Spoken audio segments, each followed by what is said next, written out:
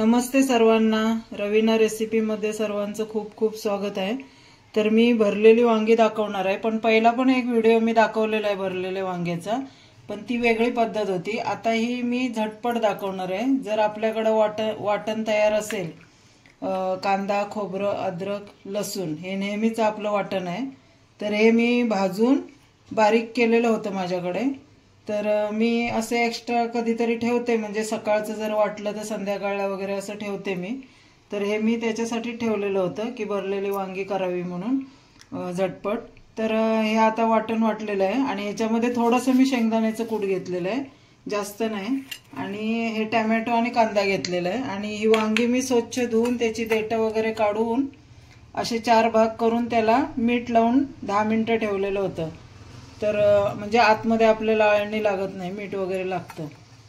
तर बघा आता इकडे मी कढई ठेवलेली आहे आणि ते आता कढई तापलेली आहे, तर त्याच्यामध्ये आता मी तेल घालून घेते।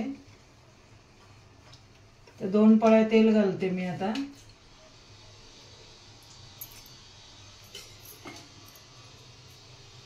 आणि याच्यामध्ये आता जिरं, मोहरी,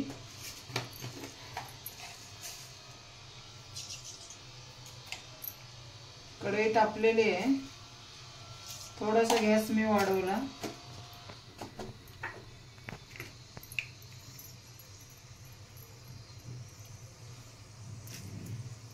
मोहरी घालून घेतली आणि आता याच्यामध्ये कांदा घालून घेणार। थोडीशी मोहरी तडतडायला देते। ते जिरं मोहरी घालून घेतली मी आता। तर याच्यामध्ये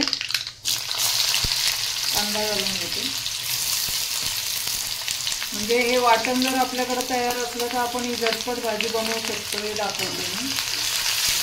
आणि मागच्या व्हिडिओमध्ये मी खाली असे भरून वगैरे मसाला ते दाखवलेलं होतं।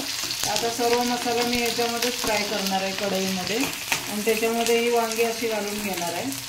आता कांदा फ्राय झाल्यावर मी त्याच्यामध्ये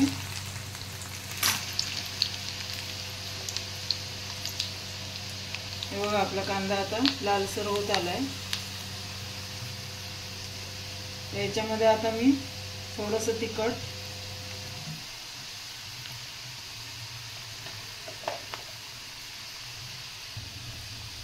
थोडी हळद आणि त्याच्यामध्ये आता हे वाटण आपलं जे आहे वाटलेलं ते चांगलं फ्राय करून घ्यायचं आणि याच्यामध्ये टोमॅटो घालून घ्यायचा। मी मोठा एक टोमॅटो घेतलेला आहे आणि हे चांगलं आपलं तेल सुटेपर्यंत फ्राय करून घ्यायचं। आणि मी आता या वाटणामध्ये मीठ घालणार नाही, कारण वांग्यांमध्ये मी आतमध्ये भरलेलं आहे, मीठ लावलेलं आहे, त्याच्यामुळे ते खारट होण्याची शक्यता असते, म्हणून वाटणामध्ये मीठ नाही घालायचं। तर आता मी चांगलं फ्राय करून घेते वाटण।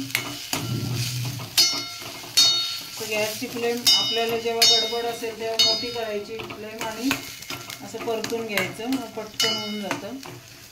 आणि थोडंसं झाकण ठेवलं की त्याच्यामध्ये हा टोमॅटो आहे ना तो मऊ होऊन जातो। ते बघा आपला मसाला भाजलेला आहे, टोमॅटो पण विरघळला आहे चांगला। तर आता याच्यामध्ये कूट घालून घेते मी,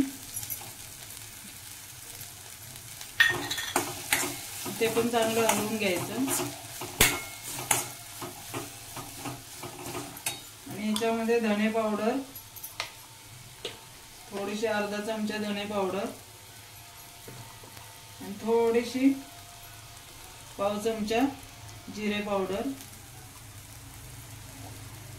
आणि एक छोटासा चमचाभर गरम मसाला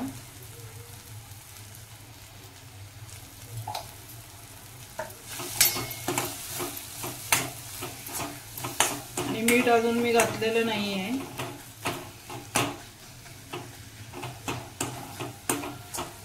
असं चांगलं कोरडा मसाला करायचं तेल सुटेपर्यंत।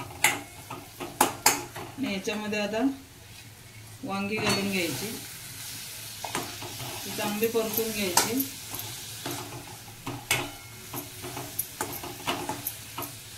आणि झाकणामध्ये वरती पाणी ठेवायचं, म्हणजे याला पाणी सुटतं आणि आतमध्ये सुद्धा पाणी ओतून वाफेचं पाणी पाणी होतं आणि याची चव बघायची थोडीशी आणि मग मीठ थोडंसं घालून घ्यायचं. तर मी जास्त नाही पण थोडंसं असं वरून घालून घेते. आणि आता वरती झाकणात पाणी ठेवून जवळजवळ 20 मिनिटं तरी आपली वांगी शिजायला लागणार आहेत, म्हणजे वाफेवर. हे एका बाजूला ठेवून आपण दुसरं काम एकीकडे करू शकतो. आता मी झाकण्यामध्ये पाणी ठेवते आणि याच्यामध्ये पाणी घालून घेते.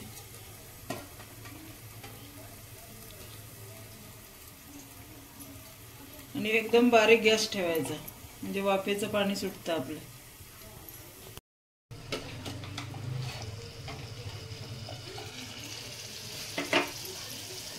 हे बघा, म्हणजे मी पाणी घातलेलं नाहीये, असं शिजतंय. एकदम बारीक गॅस ठेवलेला आहे. मग एकदा असं हलवून घ्यायचं. आणि तुम्हाला जर पातळ ग्रेव्ही पाहिजे असेल तर हेच गरम पाणी याच्यामध्ये घालून तुम्ही हे करू शकता.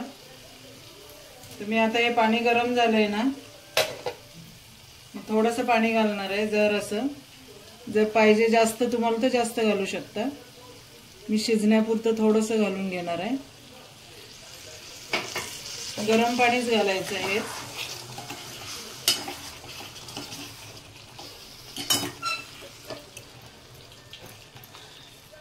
आणि पुन्हा याच्यावर पाणी ठेवून झाकण ठेवून त्याच्यामध्ये पाणी ठेवणार आहे.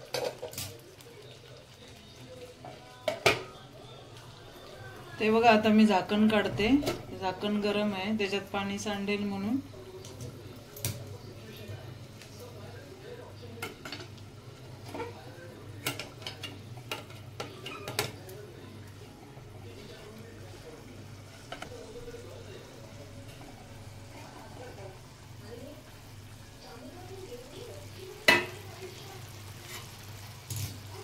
ते बघा, वांगी आपली शिजलेली आहेत आणि वरती कशी तरी आलेली आहे बघा. मऊ झालेले आहेत वांगी. हे बघा. आणि ग्रेव्ही पण हलवलं तर ग्रेव्ही पण जास्त पातळ नाही आहे. थंड झाल्या अजून घट्ट होणार. हे बघा, अशी झालेली आहे.